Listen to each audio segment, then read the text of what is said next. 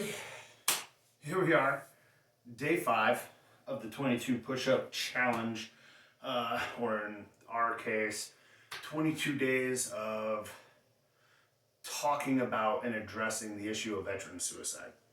Now you have to bear with me a little bit. I just spent 15 minutes what I thought was making this video, only to find out I took a still photo because I am not tech savvy. Okay, so for those of you just catching up, we're taking the 22 push-up challenge and building on it, trying to raise money. And I gotta be honest, I'm amazed by every one of you because I had to do today what I had been talking about, hopefully needing to do, and that was bump the goal up a bit. We're at day 5 of the challenge, but the reality of it is, by the time I realized how giving and generous you guys are, and people were bringing it to my attention that they just wanted to donate to this cause, I was probably a day and a half in before I began the actual fundraiser portion. And so we're looking at 3.5 days. And this morning I looked at our goal, I looked at the fundraiser, and we already had $1,300 in 3.5 days. And everybody is still sharing and showing this to their friends and family and trying to build on what we're trying to do here, and that is amazing. And I thank each and every one of you. You know, if you donated, thank you. If all you did was share the fundraiser, thank you. You know, and if you can't financially help out, that's okay. Help out with your time, help out with your efforts, you know, volunteer somewhere, reach out to somebody you know, reach out to somebody you don't know. And if you're struggling, reach out to somebody, talk to somebody. One more time. Try one more time before you take those pills, before you pull that trigger, before you drive your car into that barrier, whatever it is you're thinking about doing. And yeah, I know, I'm getting real specific, you know, saying the things that we all don't want to visualize, but we need to get serious. We need to address this. We need to accept that it's happening. We can't tiptoe around it anymore. Before you end your life, please try one more time to reach out to somebody. Be willing to give up your pride and your sense of aloneness. You know, I know it's hard. And if you know somebody who's struggling, please make an effort to reach out. If you think they're struggling, reach out. If they say they're not, just chisel away until they answer. Chisel away until they admit it. I'm not saying everybody's having a hard time, but it's never going to hurt to find out how much you care. Because we can't let one more of our veterans, of our heroes, take their own life because they feel helpless and hopeless and alone. I mean, these are men and women who have survived the rigors of combat. They survive war and come home and lose the battle and end their own lives. There's nothing sadder than that. They made it through what we think should be the hardest part. But the fact is, a lot of times the hardest part is after.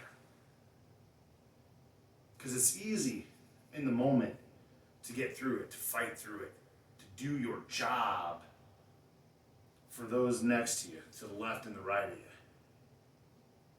But when you get home and those same motivators aren't there, and the reality starts to hit you, that's when it gets tough. When you get home and you no longer feel important, You no longer feel like you have a purpose. That's when it gets difficult.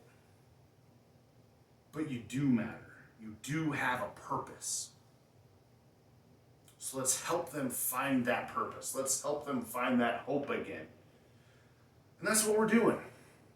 Now we're raising money for Mission 22, which is an organization that does exactly that.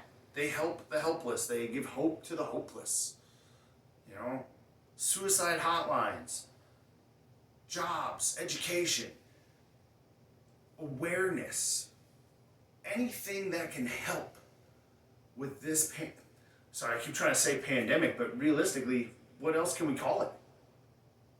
22 plus a day ending their own lives. You know, and this is an organization that puts a lot of effort into trying to fix that problem, trying to help these warriors, these heroes, these brave men and women who stood up for us and said, I will fight the fight for those who can't. I will go where I need to go for my country. Now it's our turn to stand up for them. It's our turn to say, you know what? We've got you. We've got your back this time. We're here for you. That's what we're trying to do here. So organizations like Mission 22, that's where I'm putting the money. But that's not the only one. I know there are others out there. You got 22 Kill, very similar company, does a lot of the same things. They also do rings to raise awareness. As you'll see, many veterans will wear a black wristband, usually in honor of a friend of theirs who was killed. They do the similar thing, but with rings. I think they also might sell bracelets. Again, just to honor those who have tragically taken their own lives after serving their country. There's also another clothing company, Till Valhalla. They have the Till Valhalla Project. And I know they sell merchandise and bundles of merchandise. And I do believe the proceeds of that also go to Mission 22. And I bring that up just to say, you know what? This isn't the only route. This is the route I chose. But anything helps, you know? There are other organizations out there if you want to choose a different one. Just do something. And again, like I said, if you can't give money, give your time. Give your heart to somebody for a little while. Give your ears to somebody for a little while. Your shoulder. Sometimes that's all they need. Another thing I like to do, because, well, let's face it, those of you who do know me, I do like to talk. I do like to talk about myself a little bit sometimes. So, share a little bit about my time in the service. Yes, I was in the Army. I was a sergeant, infantry. I did my 4 years. I got out, and then I was in what is called the Inactive Ready Reserve, the IRR. I was out about 2.5 years, give or take, maybe a little more, and received the proverbial letter in the mail, go to war or go to jail. I had 2 weeks to show up at Fort Benning, Georgia, and there were probably 90 to 100 of us got called up that particular day. And what they did is they brought us back, put us through some refresher training, sent us out to ranges with guys going through basic training, which was nothing like basic training for us. We were actually given a lot of respect from the drill sergeants who were like, hey, you guys kind of got boned a little bit. You know, you've already paid your dues. We're not going to mess with you. In fact, why don't you go mess with the privates over there? Yeah, go mess with them. Which was a very different experience than the first time I was going through basic training ranges. What they did is they put us through a refresher, and then they sent us to a place in Mississippi, over by Hattiesburg, Mississippi. I'll be honest, the name escapes me at the moment. I'm sure somebody who's watching can remind me. But the point being, it was 2005, and for those of you who were in Mississippi in 2005 are aware that a fairly prodigious storm came through, Hurricane Katrina. So I was in Mississippi during Hurricane Katrina, and we got locked down in what was essentially a World War II era barracks. It was a cinder block building, single room, no latrine, meaning no bathroom facilities at all. We had 50, 60 dudes crammed into this room. Again, no bathrooms for 3 days. So we were filling water bottles with our pee. We were crapping in MRE bags. Needless to say, after about 3 days, that place reeked. Humidity was just gross. And the building itself, cinder blocks are rather porous. So I've got this picture, and if you go through my Facebook photos, it might be in there. I'm not for certain. If not, I might have to find it. I'm not tech savvy, but maybe I can somehow attach it to one of these videos. And you can see me sitting right in front of the wall. Somebody took a picture, and behind me, it looks like a waterfall because the rain is so massive and the wind is blowing it through the cinder block that it looks like it's pouring behind me. So that was less than awesome. So then, storm finally dissipates. We trade in our rifles for chainsaws. We spend the next week cleaning up the post and cleaning up the local town, chainsawing trees out of people's houses, etc. So, little fun fact about me, I spent Hurricane Katrina in Mississippi, locked up in a very stinky building, and then helped clean up afterwards. So, now, another thing we've been trying to do is show different push-up variations. Today's variation is one that I like for push-up improvement. You have to bear with me, I already did a couple sets of them because I didn't realize I wasn't recording earlier. Right now I have my fingers crossed hoping I'm recording right now. So, this variation is one I've always liked for quite some time. Is I'm going to take a medicine ball, preferably a more solid rubber style, not something too soft, because I'm going to put my weight on it. So what I'm going to do is I'm going to place one hand on the medicine ball while I execute my push-up. The benefit of this is it's going to create instability, so my body is going to have to engage even more to be able to execute the move. 2, with my hand raised farther up the floor, I'm going to be able to drop my body into this a little more, therefore getting a little more range of motion out of the side on the medicine ball, getting a little more flexibility through the pec, a little more stretch, a little more depth. Meanwhile, opposite side of the body, just the way physics works, I'm raised up. That means this side's bearing a little more weight. So I'm going to be getting a little stronger on this side than I would executing your traditional push-up. So, adding 3 variations at the same time by throwing this medicine ball into the mix. So, let's give them a try.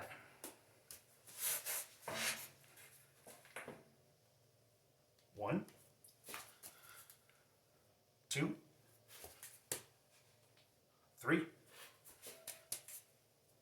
4, 5, 6, 7, 8, 9, 10, 11, 12. Definitely a noticeable difference. 13, 14, 15, 16, 17, 18, 19, 20, 21,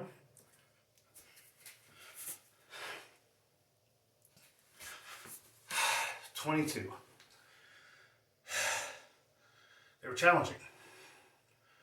Again, I've done a couple sets of them already. But you know what else is challenging? Facing thoughts of suicide alone. I don't want anybody to endure that. 22 plus a day.